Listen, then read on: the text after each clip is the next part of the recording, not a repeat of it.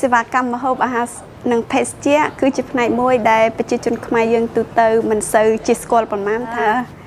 ជំរាបសួរនាងខ្ញុំឈ្មោះសួនសុគាខ្ញុំជាគ្រូបង្គោលម្នាក់នៅផ្នែក Food and Beverage ជំរាបសួរលោកគ្រូអ្នកគ្រូក៏ដូចជាសិស្សានុសិស្សទាំងអស់គ្នានាងខ្ញុំឈ្មោះពួនសិង្ហួយដែលជាអតីតសិស្សសាលាបាយ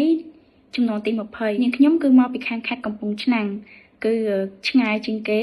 នាងខ្ញុំក៏ជាអតីតសិស្សចំនួនទី9នៅក្នុងឆ្នាំ2010-2011បងសូមនាងខ្ញុំសូមគោរពជម្រាបសួរដល់ពុកម៉ែបងប្អូននិងមិត្តភ័ក្តិទាំងអស់គ្នាដែលបានទស្សនានៅវីដេអូនេះនៅខ្ញុំឈ្មោះហាប់ដុល្លារគឺជាសិស្សដែលរៀននៅផ្នែក F&B Department នៃសាលាបាយហើយនាងខ្ញុំមកពីភូមិសំរងឃុំលឹងដៃស្រុកអង្គរធំខេត្តសៀមរាបហើយបច្ចុប្បន្នខ្ញុំបានបម្រើការងារនៅសន្តាគារ Angeli ដែលផ្នែករបស់ខ្ញុំនោះគឺផ្នែកម្ហូបអាហារនិងភេសជ្ជៈព្រោះខ្ញុំធ្លាប់ធ្វើការនៅ Five Star ដែល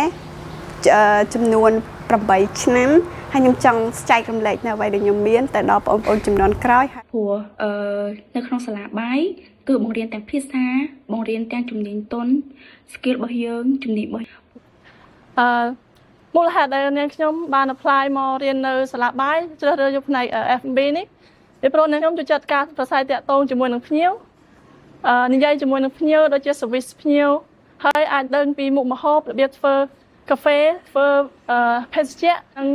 ការធ្វើស្រាកឡុកផងដែរនាងខ្ញុំពិតជាមាន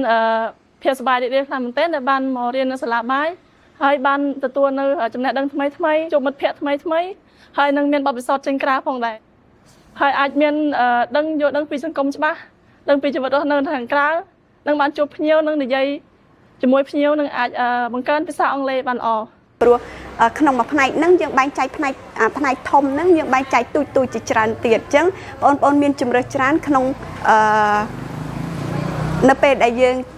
ចប់ពីសាលាបាយយើងមានជម្រើសច្រើនក្នុងការដាក់ពាក្យទៅដូចជាធ្វើជាអ្នកឆុងកាហ្វេអ្នកក្លុកស្រាអ្នកគិតលុយជាដើមហើយនឹងមើលថែភ្ញៀវយើងរៀននៅក្នុងសាលាបាយបងកុំបារម្ភថាខ្ញុំរៀនបានតិចហ្នឹងខ្ញុំ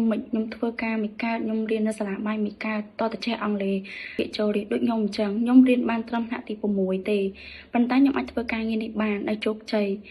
អ្វីដែលសំខាន់បំផុតនោះគឺគាត់មានជំនាញពិតប្រាកដមួយដើម្បីយកទៅប្រកបរបរចិញ្ចឹមរកស៊ីជួយខ្លួនឯងនិងគ្រួសារព្រោះហើយសាលាជួយយើងច្រើនតាក់ទងនឹងនិយាយចាំទៅតាក់ទងនឹង scholarship គឺ fully free ចំណាយលើយើងច្រើនមិនចាំបាច់ឲ្យយើងចំណាយខ្លួនឯងទេមិនថាជាការរស់នៅពេលយើងមានបញ្ហាយើងឈឺឬមួយក៏យើងត្រូវការអ្វីមួយគឺសាលាតែជួយយើងរហូតអ្វីដែលសំខាន់ខ្លាំងបំផុតនោះគឺសាលាជួយរកការងារយើងធ្វើនៅពេលដែលយើងចប់ឆ្នាំយើងចង់រៀនបន្ថែមទៀត